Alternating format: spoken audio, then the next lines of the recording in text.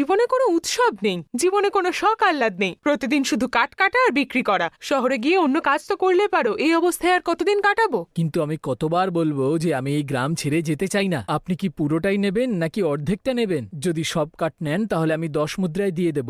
আমি তোমার সব কাঠটাই নেব।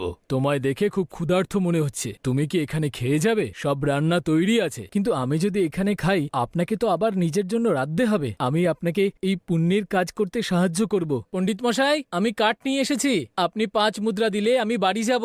আমি আজকে তোমাকে 5 মুদ্রা দিতে পারবো না। কেন ফেরত নিয়ে যাব? আমি এখানেই রেখে যাচ্ছি। আর টাকার কথা বলছেন, আপনি কাল দিয়ে দেবেন। আমার খুব খিদে পেয়েছে ঠাকুর, দয়া করে আমাকে কিছু খেতে দিন এখন। তুমি এরকম কথা দিলে কেন? তুমি জানো না বাড়িতে তোমার খাবারটুকু ছাড়া আর এক কোনাও খাবার নেই, আর তুমি এখনই সেই খাবার খেতে বসবে।